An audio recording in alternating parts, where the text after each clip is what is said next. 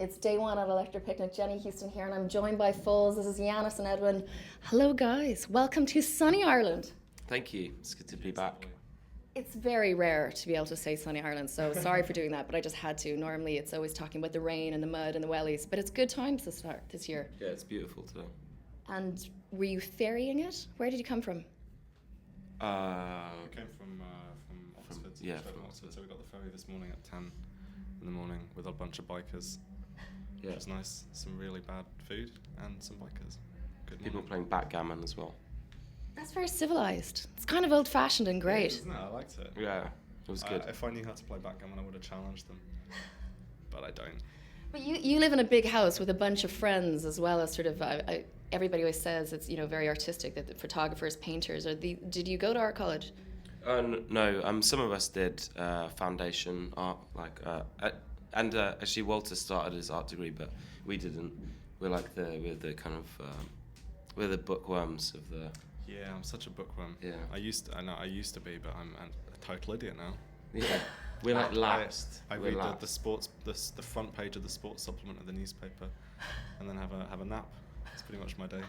Because I was just thinking, in a big house, there's a big return of Scrabble. I mean, backgammon might be next, but backgammon seems a little bit more intellectual and complicated. But Scrabble, we can all participate because you can do dirty Scrabble. Yeah, you can. I like Boggle as well. Dirty Boggle is better than Dirty Scrabble, I think. Yeah, I'm really bad at dirty Scrabble. Yeah. I wish I was better. Yeah. We give triple points for really rude words. It's good. Okay. Now, I have to say, seriously massive congratulations for the Mercury Prize nomination, or the shortlist, I suppose, is what it is. And is it Wednesday or Thursday? It's really soon. Tuesday. Tuesday. Mm. I mean, how do you feel about that genuinely? Because it is an honour, and you can take it however way you want, but there probably is pressure built up around you, regardless of how you feel about it yourself.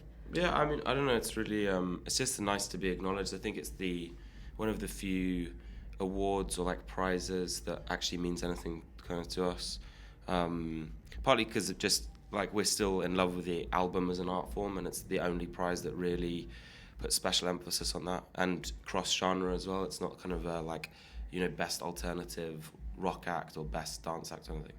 So it feels good. It's meant that we've been busier as well, I guess, which is good. So I don't know. We don't really have any kind of particular designs about winning or anything, but it's definitely nice to be nominated, and I think the actual day will be fun itself. It always seems like it, at least on television. It seems like everybody is just delighted to be there, and there's a sense of camaraderie. Drunk as well, but also it is the nomination, isn't it? It doesn't matter if you win. It's just it puts the spotlight on everybody. Exactly. Yeah. That's what we feel, and that's why I think we're approaching the award ceremony itself with positivity. There's no real stress. We have to play the song, which there's a medium amount of stress about. Have you selected, or do they select? I don't know who selected, but we're playing Spanish Sahara, and we have to do the single edit, which is we've never actually played before, because we play the version that we wrote rather than the one that was. You have to play the radio edit. Well, it's because of time. Yeah, you only allowed to play for 3.5 minutes. So, and because we didn't have the restraint to write short songs on this record, it means that we're kind of suffering for it now. But it clocks in over 6, doesn't it? Normally, yeah. Yeah, it touches 7 sometimes live. Yeah, we just gutted it. Yeah. It's gonna be great. Yeah. The album is so dramatically different than Antidotes. I mean, you all the critics always say you can hear the bits of Antidotes, but it really goes from melancholy to euphoria. So I'm curious to know what you were listening to coming up to it, or was it to do with touring and being influences traveling around? Where did the change come from? I think it just came from the time. I think that it would be unnatural for us to have made the same record again. We're not static as people. I think we you change over time, and it's just 11 different songs to us. It didn't feel like a particularly revolutionary change for us when we were writing it. Really? Not really. I mean, we definitely. A lot of bands do the same album. Yeah. With 1 or 2 additions or slightly better guitar playing, but we always yeah.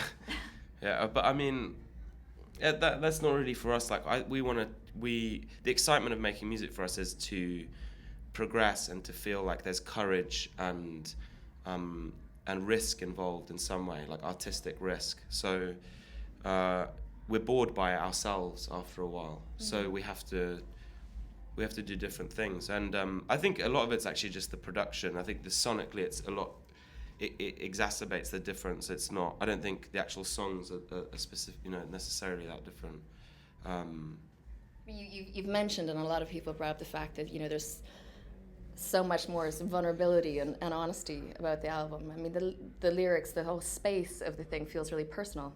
Yeah, I think that was kind of I guess that was a conscious drive to do something that, again, it's kind of through familiarity. Like the way that the lyrics had been written on the first record became kind of, I just didn't want to repeat it. And I think in order for it to be fulfilling for us and for the listener, there's a responsibility to have some actual communication going on.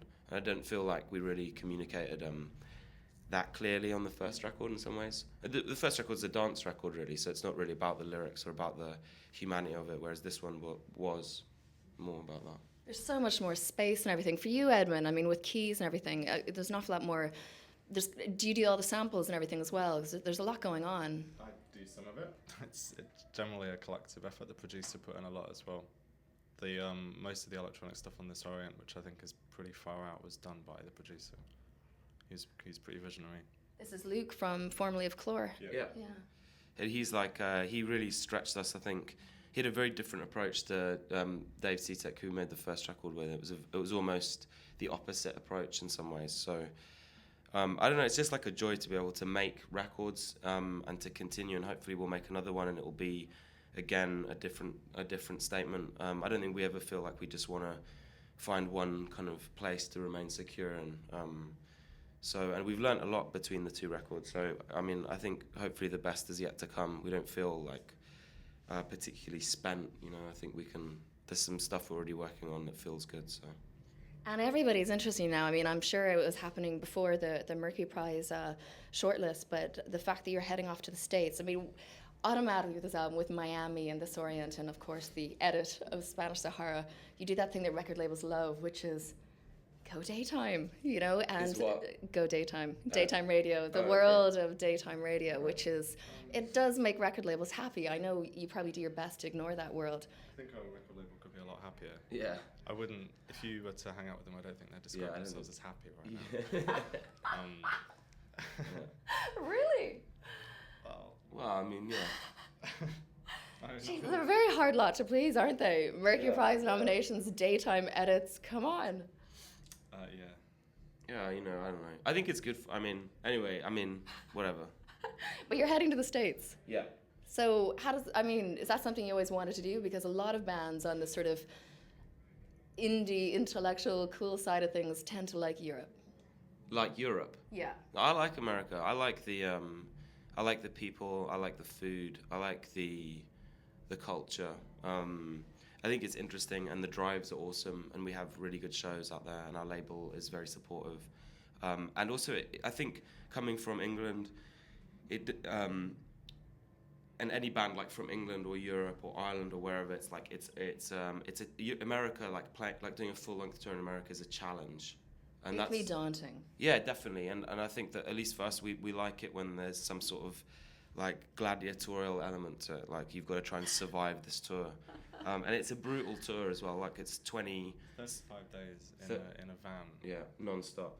And we've become used to touring in buses recently, so we're going to have to go back to basics. So it's going to be like anywhere between 6 and 12-hour drives every day. Yeah. That's pretty Trojan. Yeah, But I mean, again, I think that it's good for the soul, isn't it? It's like good for you. It stops you getting soft. And I think that a lot of bands get soft after their first or second record. You don't want to be too pampered. No, exactly. It's boring. It's like that's not where we come from. I don't want to have like some stylist or like it's just it'll be good for us to just feel the burn again. Yeah. Like feel the pain. Speaking of which, you did an underage show recently. How was that? Was it for MTV? Oh yeah. Do you notice the teenage audiences? Are they different? No, I mean not specifically. I think there's probably there's a less jaded kind of feeling to them sometimes. That was actually a really great show. It was at Dingwalls, and the crowd was feral. It was pretty back to basics. Feral is a word I haven't used describing an audience in a long time. That's great. Yeah. Well, I think a lot of Well, that's an underage crowd. They don't really have anything to lose, and for a lot of them, it's one of the first shows they've ever been to. So they're They intent go on mental. without Okay. without the aid of alcohol, which is impressive. Well, I expect that the crowd will go mental for you here in Stradbally. Foals, thanks so much for coming in. Thank you.